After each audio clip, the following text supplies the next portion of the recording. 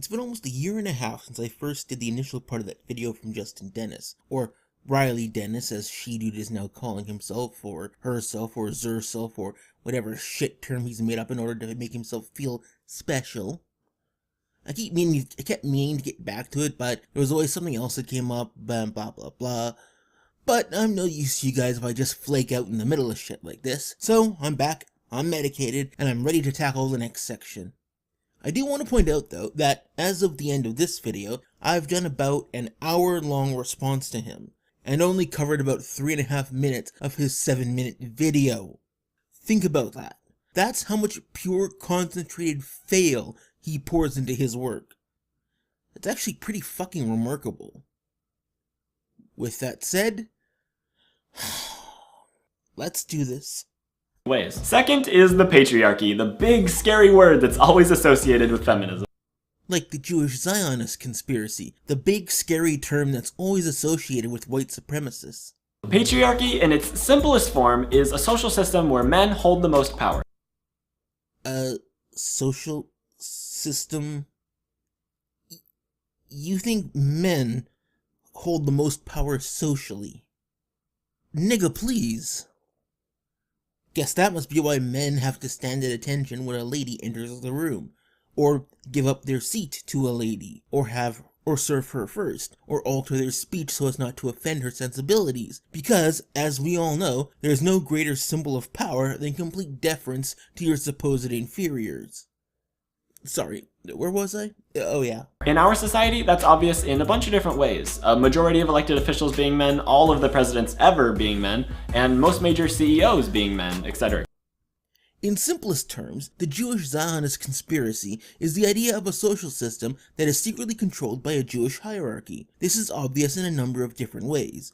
The large number of Jews in banking, the massive Jewish presence in the media, and a large number of political leaders, especially in Europe, being Jewish or of Jewish descent.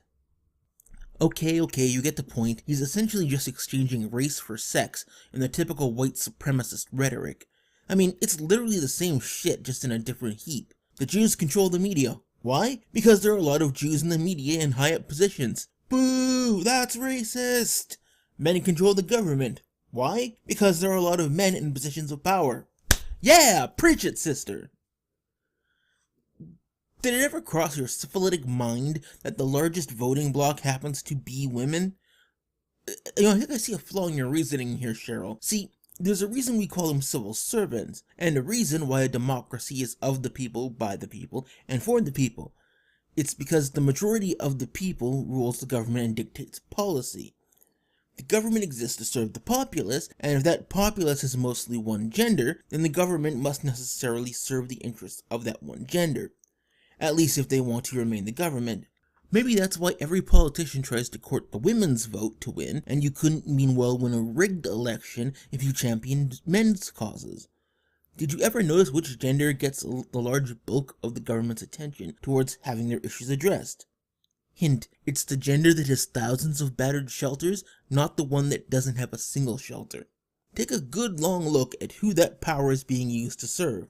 Why would women take on the burdens of leadership when they can get all the swag without it?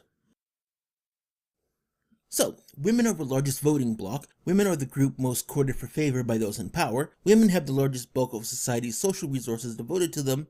So you're wrong, Angelica. Clearly we live in a matriarchy.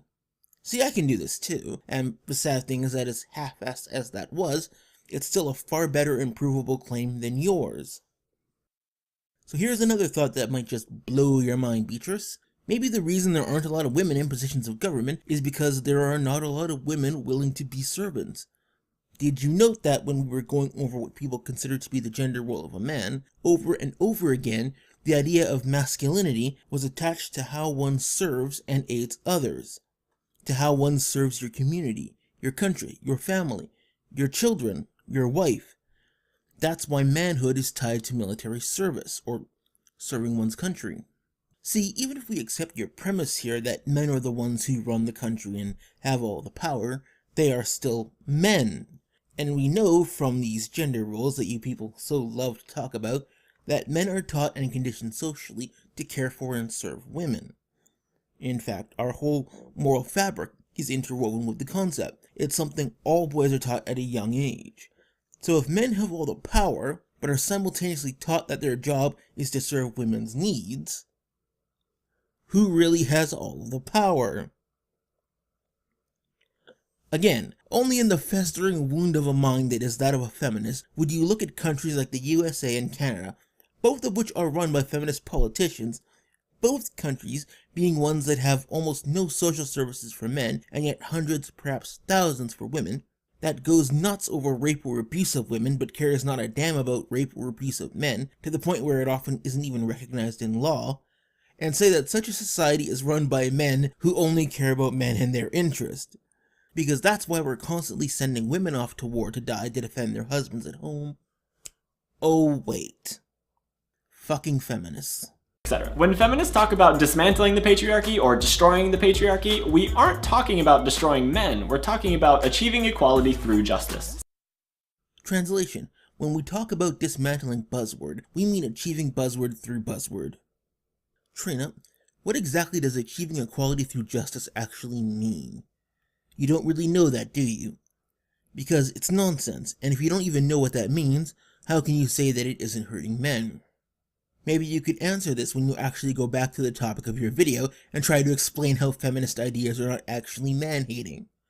Yeah, I know, we're not actually talking about that. Since the patriarchy is a system where men are considered superior, I thought it was one where men held social power. Again, you want to pick a claim and stick to it. But, okay, men hold all the power, and yet men are charged and convicted more often and serve longer sentences for crimes. Men are sent off to die in the wars. Men are the ones who die nearly exclusively in the workplace and are the ones most likely to have violence done to them. So apparently, society isn't just patriarchal, it's masochistic. we should all want to destroy the patriarchy. Unless both men and women are actually happy with patriarchy, as evidenced by the huge statistical disparity between people who are feminists and people who want feminists to fuck off. Or at least happier than they are with your proposed system, which you don't actually have. You know, interestingly enough, Rebecca, back in the days of the suffrage movement, one of the reasons given by the anti-suffragettes for why they so greatly opposed or were indifferent to the idea of suffrage was that they already believed that they were sufficiently represented in government by their men. And I remind you, the anti-suffragettes were a much larger group than those who wanted suffrage. In other words, most women were perfectly happy with the state of the male-dominated government. So maybe the reason we live in a patriarchal society, as you put it, is because both men and women are okay with it and want it that way. Well, except for a few small minority of whining cunts. Fighting the patriarchy isn't fighting men. Caroline, just because you're not outright saying that you aren't fighting men doesn't mean you actually aren't. If you define society as only run by men, where only men have power and agency and authority, then by fight the patriarchy, you are in fact trying to fight and harm men. That is the inevitable end result of what you are doing. You're just trying to skirt around the fact by using evasive language. And I note that you're going to tacitly admit that when we get back to the Bailey. It's fighting inequality and wanting to live in a world where we're on an equal playing field. We're on an equal playing field? Bloody hell. You really do think you're a chick, don't you? Or, at least you really do pretend that you're a chick. Okay, so you want to be on an equal playing field with men. Cool. Then shut your bitch ass up and tell your lady friends to get out there and sign up for the army. Or work in a coal mine, dig a ditch, tell your friends to stop demanding financial services from the government and go out and work back-breaking labor jobs or soul-crushing corporate jobs for years on end, sacrificing time with your friends and family to put a roof over your family's heads and going to an early grave. Tell your female friends to stop running around screaming for men and society to protect them from the everyday dangers of the world and face them on their own, getting beaten up, killed, and ground up by the machine of society. You know, like men. But we both know that you have no intention of doing that because, just like your idea of masculinity was only focused on painting men negatively, your idea of men's social position is only focused on positives and privileges, which are what you want to equal. You have no interest in giving women the same responsibilities and burdens as men. Men can still do all that stuff. Because, you know, no hate group or supremacist group ever claimed that they needed to take the privileged group down a peg or two in the name of equality. Men. And maybe that sounds scary because you have to give up some power. There you go. Now that we're back in the safety of the Bailey, it's men might have to give up some of their power. But, we're not fighting men. Fuck. Even you can't be this stupid. But isn't that toxic masculinity? I mean, men, you might have to sacrifice yourself for women, so just bear it. That sounds like toxic masculinity. Men are dominant, men in control, men have to be the strong ones and sacrifice. That's what you said toxic masculinity was. So when you said that society tells men that they have to be dominant, you actually meant you tell men that, didn't you? This is the truth of what you stand for, this double standard. You say that men should show emotion, should be open and vulnerable, but when they voice their concerns and their problems, you tell them to shut up and help the women. Because they are strong, so they need to use that strength for women's sake. And yours, of course. When men tell you that they are feeling discriminated against, that they are experiencing sexism, that they are being hurt by what you're doing, you stomp them back into the dirt with your puffed-up, egotism-fueled sense of moral superiority. I think I can see why feminism is so appealing to guys like you. This is your revenge for all those times you got stuffed into a locker as a kid, or had your panties run up a flagpole. It's your excuse to bully everyone else and hurt everyone else, but you get to tell yourself that you're all moral about it. Fucking feminists. Because if you're at the top of an unequal system, you do have more power than those below you. But do I really need to drag out the homeless rates, poverty rates, death rates, incarceration rates, or mental health records to show you exactly who is on the bottom, princess? Because I will. I have facts, and I'm not afraid to use them. Men are on the top and the bottom, Clarice. And here is the other flaw in your reasoning you're leaving out. You base your ideas on the assumption that men are only at the top and women are only at the bottom. But what if you're wrong?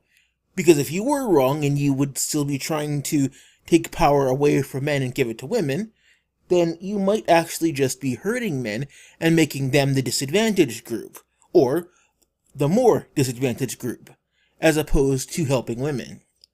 And then, if when people try to correct you and point out this wrongness, you ignored them and dismissed their evidence, they might wonder why you would do such a thing. They might even, dare I say, start thinking that you hated men. just imagine what it's like for women and other gender minorities. Other gender minorities? You realize women are the majority of the population, right? So men are a gender minority. And there are no other genders. Again, you're just making that up. Repeat after me, Donna. I am a man. Sort of. Kind of. At least in theory. Trying to act like a woman does not make me a woman. Nor does it make me some unspecified gender. My bitch fits do not allow me to control reality.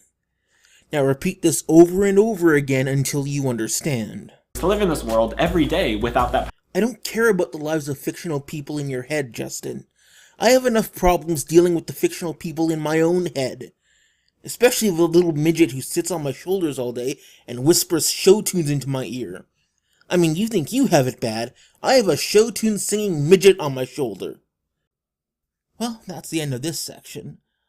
I'll see you guys later. Like and subscribe. Share this stuff around with your friends, and I'll be back later.